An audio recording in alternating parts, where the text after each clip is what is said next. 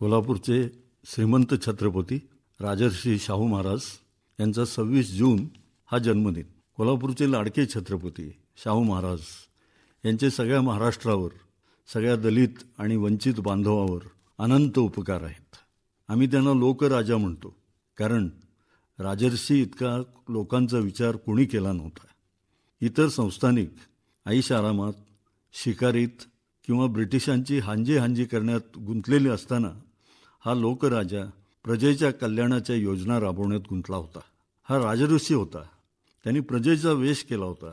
सफाईदार इंग्रजी येत असताना सुद्धा राजर्षी प्रजेच्या रांगड्या कोल्हापुरी भाषेमध्ये बोलत असत. शाहू महाराजांचा जन्म 26 जून 1874चा. चौथे शिवाजी महाराज यांच्या पत्नी आनंदीबाई साहेब यांनी त्यांना दत्तक घेतलं आणि त्यांचं नाव शाहू छत्रपती असं ठेवण्यात आलं. 1894मध्ये त्यांनी कोल्हापूर संस्थांची जबाबदारी हाती घेतली. राजर्षी हे काळाच्या पुढे जाऊन प्रजेचा विचार करणारे छत्रपती शिवरायानंतरचे पहिले शासक होते. जातीभेद नष्ट झाल्याशिवाय बहुजन समाजाचा विकास होणार नाही हे राजर्षींनी जाणलं होतं. शिकलेल्या बहुजन समाजातल्या लोकांना त्यांनी मानाची पदं दिली. आपल्या संस्थानात त्यांनी गंगाराम कांबळे या मागासवर्गीयाला भर वस्तीत चहाचं हॉटेल घालून दिलं. स्वतः महाराज आपल्या लवाजम्यासह तिथे जाऊन चहा घेत असत. स्वतः महाराज चहा घेत आहेत म्हटल्यानंतर सगळ्या जातीच्या मानकऱ्यांना चहा घेणं क्रमप्राप्त होत असे.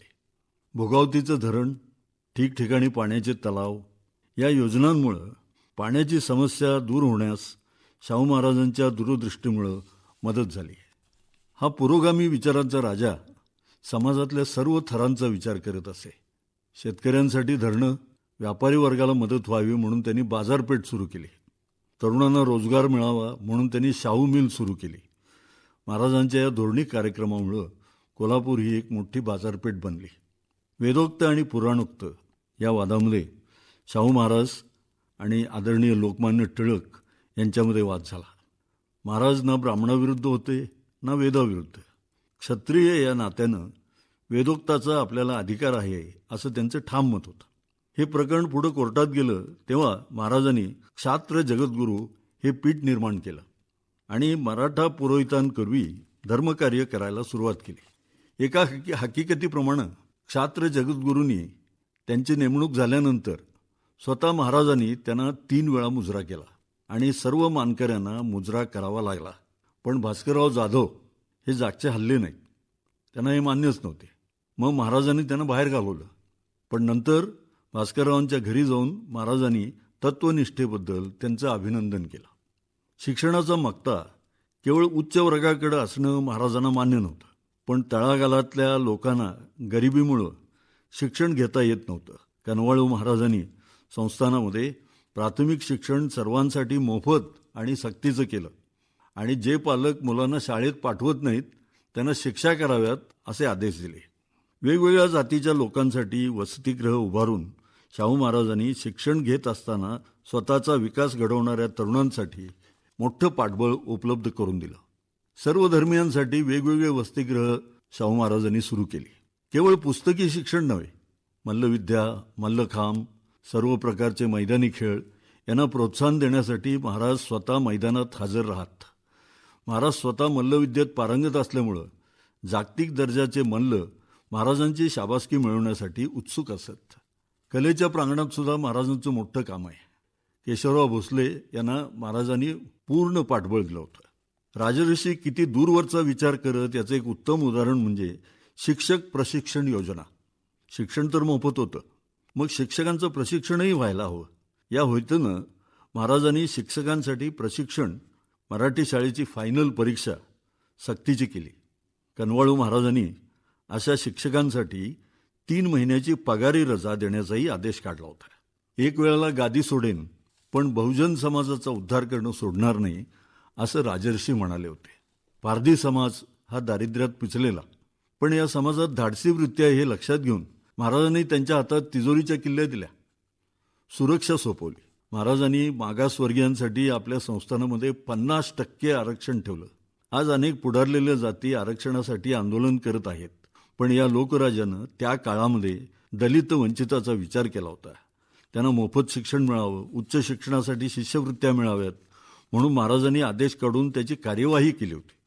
डॉक्टर आंबेडकरांनी कष्ट करीत शिक्षण घेतलं. महाराजांना त्यांचं अपार कौतुक होतं. त्यांना भेटायला ते मुंबईला गेले आणि त्यांचा सत्कार त्यांनी केला. डॉक्टर आंबेडकरांचा शिक्षणावर विश्वास होता.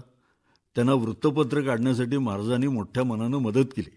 एवढेच नव्हे तर या गुणग्राहक राजानं डॉक्टर बाबासाहेब आंबेडकर हेच माझ्यानंतर अस्पृश्यांचा उद्धार करणारे असतील असे भविष्यसूचक उद्गार काढले. त्यांनी आंतरजातीय विवाहाला मान्यता देणारा कायदा केला आणि अगदी स्वतःच्या बहिणीचा होळकर घराण्याशी संबंध जुळवून आणला.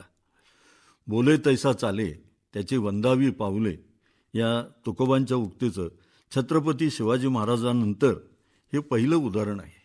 स्त्रियांना शिक्षण मिळावं, त्यांनी आपल्या पायावर समर्थपणे उभं राहावं ही महाराजांची कळकळ होती. त्यांनी मुलींच्या शाळा उघडल्या. जर इमारत नसेल तर एखाद्या मंदिरात शाळा चालवावी असा आदेश महाराजांनी काढला. कोल्हापूर संस्थानात तरी महाराजांच्या आदेशाची अवज्ञा करण्याचं धाडस कुणातही नव्हतं. महाराजांचं व्यक्तिमत्व आणि दराराच तसा होता. आपल्या समाजाच्या हितासाठी दिनरात्र झटणारा हा राजा नेहमी आपल्या प्रजेच्या वेशामध्ये वावरे. जे प्रजाजन खातात तेच त्यांचं खाणं असे. उच्च शिक्षण घेतलेले राजर्षी अस्खलित इंग्रजी येत असताना सुद्धा कोल्हापूरच्या मराठीमध्ये बोलत, कारण ती प्रजेची भाषा होती. महाराजांविषयी कोल्हापुरात अनेक आख्यायिका आहेत. या आख्यायिकातून त्यांचा पुरोगामी विचार दिसतो. त्यांची गरिबांविषयी कनवाळ वृत्ती दिसते. या राजानं काळाच्या पुढं जाऊन जी पावलं उचलली त्यामुळं बहुजन समाजाचं अतोनात कल्याण झालं. मागासवर्गीय पुढे आले. महाराजांना सर्व थरांची काळजी होती. त्यांनी भेदभाव केला नाही. केवळ 48 वर्षाचं आयुष्य लाभलेल्या या लोकराजानं 28 वर्ष राज्य केलं. राज्य ब्रिटिशांचं होतं, पण महाराजांनी आपल्या संस्थानात प्रजेला जाच होऊ दिला नाही. प्रकट विरोध असला तरी लोकमान्यांविषयी त्यांना आदर होता आणि छुपी मदत होती. 26 जून हा महाराजांचा जन्मदिन. आज त्यांचं स्मरण करूया. एक समतेचा विचार महात्मा फुले, राजर्षी शाहू महाराज आणि डॉक्टर बाबासाहेब आंबेडकर असा पसरत गेला. महात्मा फुले यांनी समतेचा विचार दिला, पण त्याच्या समर्थनासाठी त्यांना राणीला उद्देशून कविता लिहावी लागली. डॉक्टर आंबेडकरांना आयुष्यभर संघर्ष करावा लागला. राजर्षी हे छत्रपती शिवरायांचे वंशज. त्यांच्या हातात सत्ता होती. लोकांच्या मनात त्यांच्याविषयी आदर होता, प्रेम होतं. त्यामुळं महाराजांना पुरोगामी विचार प्रत्यक्षात आणता आला. तो कायम ठेवूया. राजर्षींना त्रिवार मुजरा.